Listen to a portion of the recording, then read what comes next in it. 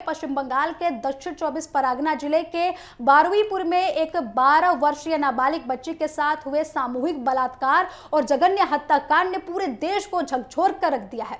इस मामले में अब एक नया और सनसनीखेज मोड़ आ चुका है, जब पुलिस हिरासत में मौजूद मुख्य आरोपी प्रभास मंडल पुलिस एनकाउंटर में मारा गया। पुलिस का दावा है कि आरोपी ने जांच के दौरान भागने की कोशिश की थी, जिसके बाद हुई मुठभेड़ में उसकी मौत हो गई है।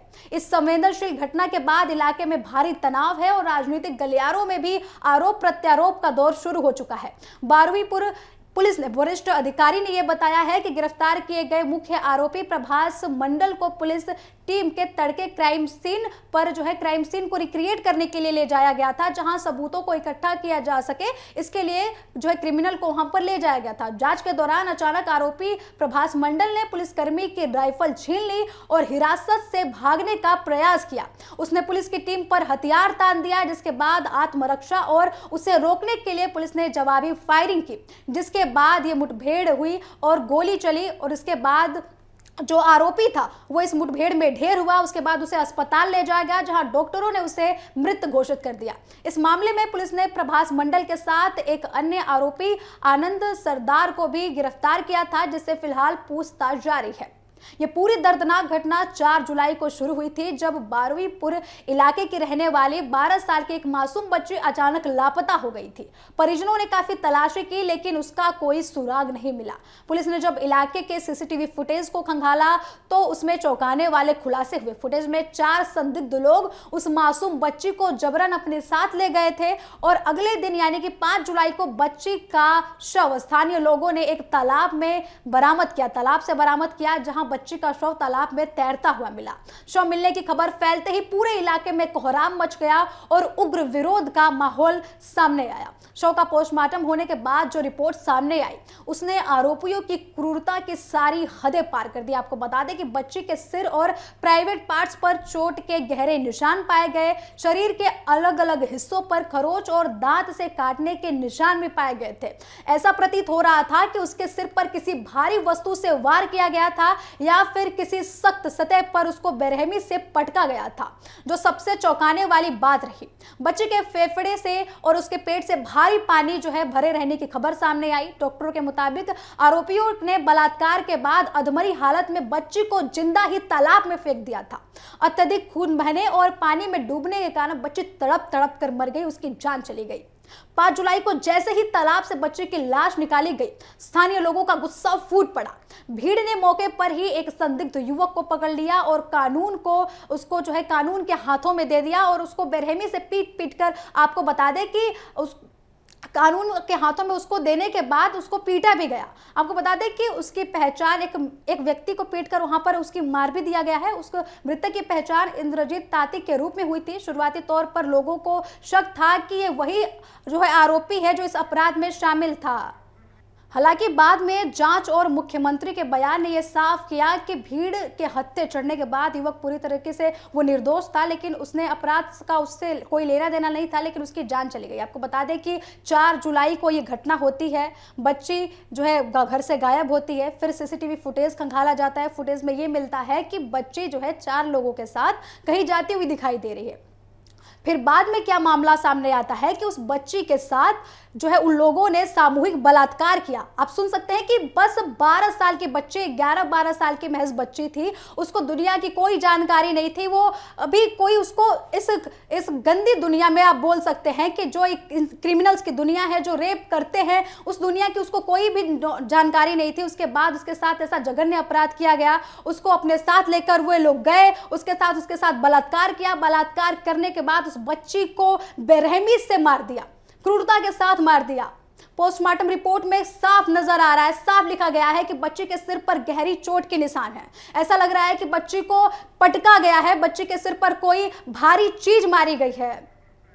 ये किस तरीके की बर्बरता है। समाज हमारा किस तरफ जा रहा है कि ऐसे जघन्य अपराध लगातार सामने आ रहे हैं। बच्चों के साथ बलात्कार की खबरें सामने आ रही हैं। 11 साल के बच्चे, 12 साल के बच्चे जो अभी तक दुनिया को जानते नहीं हैं, वो अभी तक अच्छा उनको बोलना तक नहीं आता है, मैं बोलूंगी इस बात को, लेकिन उनके साथ ऐसे जघन्य अपराध किए जा रहे हैं। आखिर हमारा समाज जा कहां रहा है? हमारे समाज की मानसिकता को हुआ क्या है? उनके साथ बलात्कार किया जा रहा है। बलात्कार की हदें तो उन लोगों ने पार कर दी। उनके साथ इतनी क्रूरता के साथ उनकी हत्या की जा रही है। आप सोच सकते हैं कि उनकी मानसिकता क्या रही होगी कि उतनी छोटी बच्ची के साथ उन्होंने पहले बलात्कार किया और उसके बाद उसके साथ क्रूरता के साथ उस बच्चे को मार दिया। इन क्रिमिनल्स के दिमाग में, इनके दिल में प्रशासन का थोड़ा सा भी डर नहीं है, कानून का थोड़ा सा भी डर नहीं है कि अगर वो ऐसा जघन्य अपराध करते हैं तो इसके बाद उनका अंजाम क्या होगा। इनको बिल्कुल भी डर नहीं है। जो है इसी कारण लगातार ऐसी खबरें निकलकर सामने आ रही हैं, लगातार रेप के मामले सामने आ रहे हैं और ऐसे क्रूरता से हत्या के मामले सामने आ रहे हैं। आपको बता दें कि साफ बोला जा रहा है, पोस्टमार्टम रिपोर्ट में यह साफ निकल कर आया है कि बच्चे के निजी अंगों पे गंभीर चोट के निशान है, उसके शरीर पर दांत के निशान है। आप सोच सकते हैं कि उन आरोपियों ने इस जो है वारदात को कैसे अंजाम दिया होगा, कैसे उन लोगों ने बच्ची के साथ इस बर्बरता वाले जो है अपराध को अंजाम दिया होगा। उसके बाद उसकी मतलब निर्मम हत्या की थी।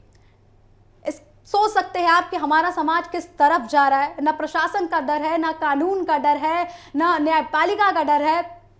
बस एक ही मानसिकता रह गई है कि बस बलात्कार बलात्कार बलात्कार। हर रोज एक ऐसे केसेस आते हैं जिसमें बलात्कार की बात होती है। बलात्कार के बाद उसको मारकर, जो है जिसके साथ बलात्कार किया जाता है उसको मारकर फेंक दिया जाता है। एक बार आप खुद सोच कर देखिए कि इनके दिमाग में कानून का बिल्कुल ही खौफ ही नहीं रह गया है। बिल्कुल ही खौफ नहीं रह गया है कि पहले ये मासूम बच्चियों को उठा रहे हैं। 11 साल की बच्ची, 12 साल की बच्ची। हाल ही में आपने राजस्थान वाला भी मामला सुना होगा जहां बच्ची को बेच दिया गया था। उसके बाद बच्ची के साथ लगातार 5 दिन तक 32 लोगों ने रेप किया था। आप सोच सकते हैं बाद में जो है बच्ची की मौत हो गई थी, जिसके बाद उन आरोपियों के भी दिल में कोई खौफ नहीं है। उसके बाद कुछ ही दिनों बाद ये घटना सामने निकल कर आती है। 4 जुलाई की ये घटना है। बिल्कुल ही अपराधियों में खौफ नहीं है। तुरंत ये खबर सामने आई कि बच्ची के साथ रेप हुआ और इतनी निर्मम हत्या की गई है कि आपकी रूह कांप जाएगी। बच्ची की इतनी निर्मम हत्या की गई। उसकी उम्र जानिए कि 12 साल की बच्ची है जिसके साथ क्रूरता से बलात्कार हुआ और उसके बाद उसकी निर्मम हत्या कर दी। नेता आते हैं, बयानबाजी करते हैं, चुनावी वादे करते हैं, भाषण देते हैं कि न्याय मिलेगा, हम न्याय दिलाएंगे, फांसी की मांग होती है, लोग प्रोटेस्ट करते हैं, कैंडल मार्च निकाला जाता है, लेकिन ये अपराध कभी भी थमते नहीं है, लगातार होते जाते हैं। अलग अलग कानून बनाए जाते हैं। हमारे जो है न्यायपालिका अलग अलग कानून लेकर आते हैं, अलग कानून बनाए जाते हैं कि इनके साथ ये कानून से पेश आएगा, कानून इनके साथ ये अपराध, अगर ये अपराध बच्चे के साथ ऐसा अपराध होता है तो उनको इस एक्ट के तहत सजा मिलेगी।